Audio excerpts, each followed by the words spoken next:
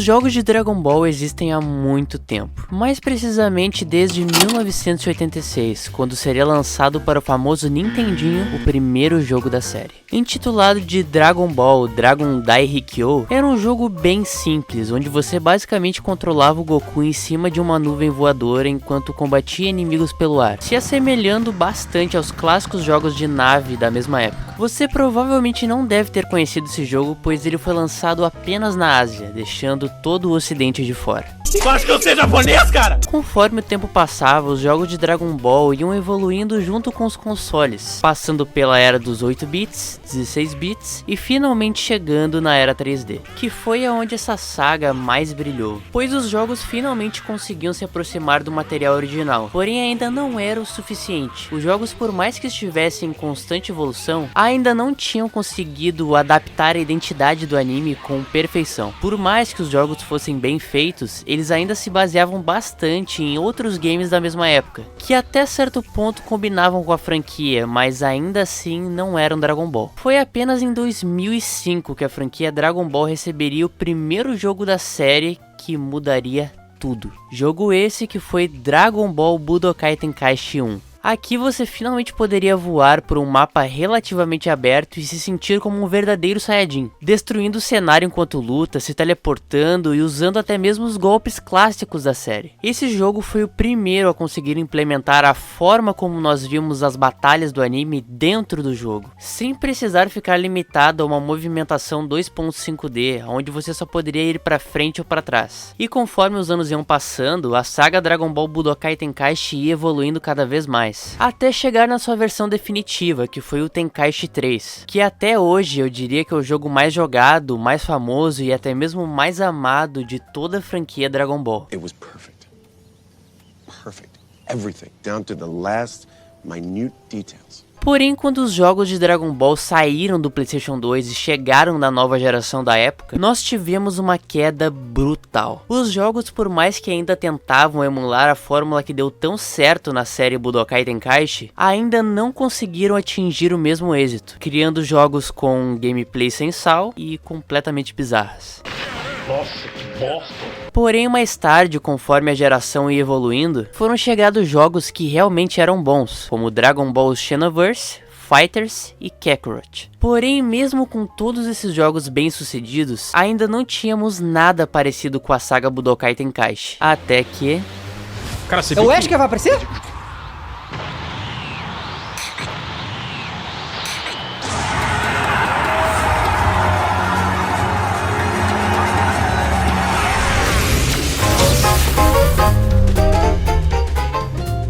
No vídeo de hoje nós vamos conversar e opinar a respeito de tudo isso, elogiando algumas coisas e criticando todas as outras. Tudo isso depois da vinheta.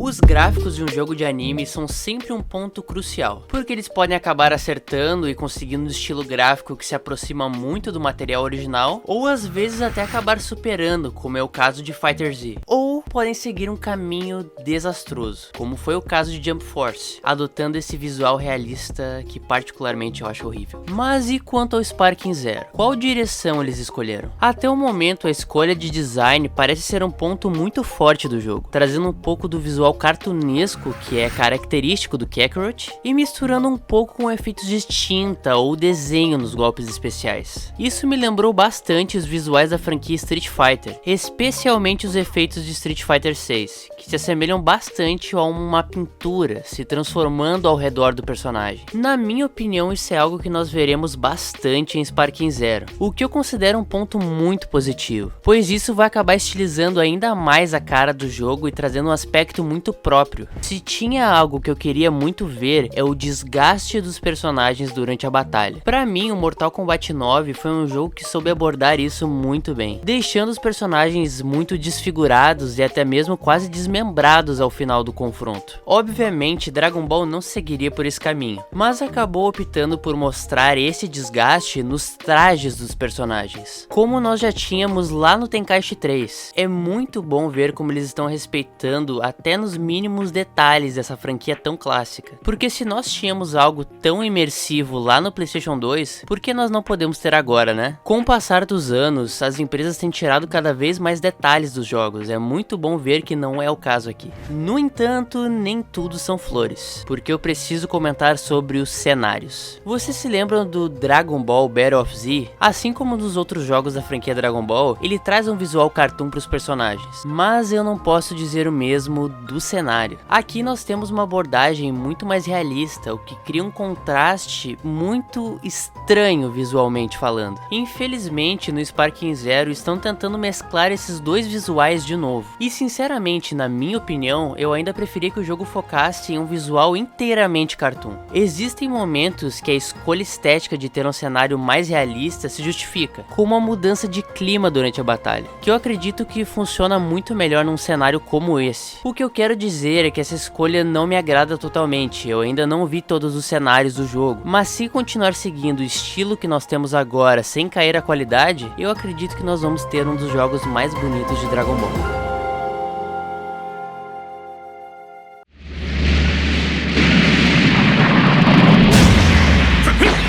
Sim, eu sei que ainda não temos nada a respeito do modo história do jogo, por isso este momento do vídeo seria mais uma especulação da minha parte, supondo o que pode acontecer com tudo que nós temos até agora. Na minha visão, eles dificilmente seguirão a clássica receita de contar a história de Dragon Ball Z pela 10ª vez, porque para começar, nós já não aguentamos mais ver isso. E outra coisa é que nós também já temos o Kakarot, que cumpre muito bem esse papel. Eles poderiam acabar seguindo o mesmo caminho do Xenoverse e do Fighter Z, que é criar uma história própria para o jogo. E isso é até possível, porém ainda não me parece que eles vão fazer isso. Pensa só, Dragon Ball Super até hoje nunca recebeu uma adaptação digna da sua história nos jogos. E isso se dá porque é algo bem complicado para um jogo que não tem uma quantidade significativa de personagens, pois não poderíamos ficar sem os personagens clássicos do Z, e só no Torneio do Poder nós temos uma cacetada de lutadores novos que precisariam ser adicionados. Mas por sorte, o Sparking Zero preenche todos esses requisitos. Nós já temos vários personagens anunciados que são do Super aqui, e fazer um modo história focado no Super me parece uma decisão muito assertiva de se fazer. Mas novamente, isso é só uma especulação minha. O que vocês acham? Teremos a história do Z sendo contada mais uma vez? Uma história nova? Ou o modo história do Super? Comenta aí embaixo porque eu realmente quero saber. Agora eu preciso falar sobre uma das coisas que mais me decepciona, que é você ainda não ter dado like no vídeo. Você sabe que o Conversa Elegante é um canal pra todo mundo. Pra quem concorda, pra quem não concorda, o que importa é a conversa. Então, por favor, apoie esse projeto com o seu like. É de graça, tá aí embaixo.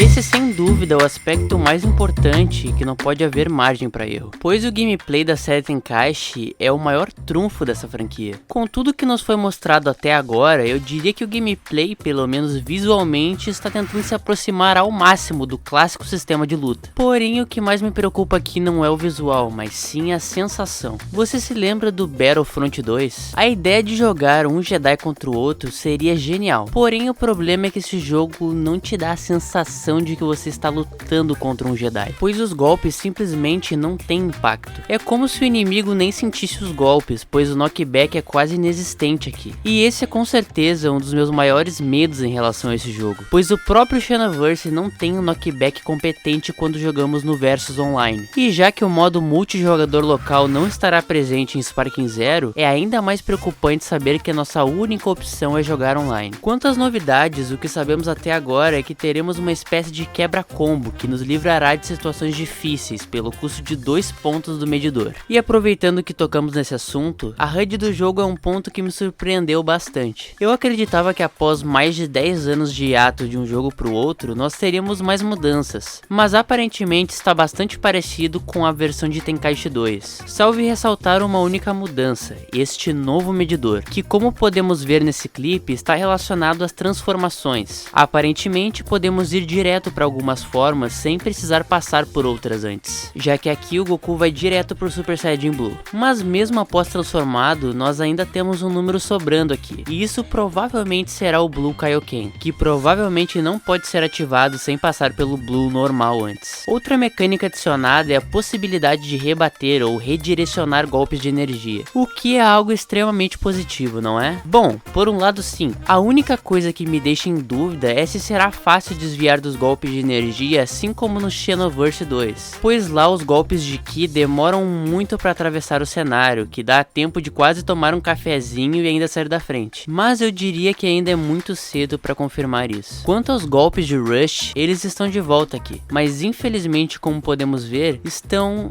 aparentemente mais simples. Pelo menos esse golpe do Goku é apenas um soco bem dado na cara, sem nenhum tipo de animação mais complexa como nós tínhamos lá no Tenkaichi 3. Pode ser que alguns personagens tenham animações mais complexas que outros, mas por enquanto este elemento do jogo não me convence nem um pouco. Aparentemente, na maior parte do tempo, a luta vai se concentrar no ar, o que para um fã dos jogos de Dragon Ball já é algo bem normal. O que realmente me deixa com o pé atrás aqui é a movimentação dos personagens, que parece estar um pouco dura demais, o que pode deixar toda aquela fluidez no combate que tínhamos lá atrás meio defasada. Eu diria que o grande problema aqui não é nem necessariamente culpa da movimentação dos personagens, mas sim da câmera, que está muito mais tremida e menos objetiva, deixando a perspectiva que temos em relação ao cenário muito maior do que a perspectiva que temos em relação aos personagens. Outra coisa que está relativamente diferente é o Dragon Rush. Aqui ele provavelmente será mais maleável na hora de mudar de direção, diferente do Tenkaichi 3, onde não podíamos fazer curvas tão precisas como parece aqui. E outra adição ao jogo é uma espécie de dash que podemos fazer gastando um pouco do nosso Ki. Os comandos padrões da série Budokai possivelmente terão algumas mudanças, como podemos ver nesse momento. O comando para carregar o ataque agora é o R2, enquanto antigamente nós fazíamos isso no triângulo. Não acredito que os comandos vão mudar totalmente, pois é muito claro como eles querem vender esse jogo através da nostalgia. Provavelmente teremos boa parte dos comandos clássicos. E por fim, o destruidor de analógicos está de volta.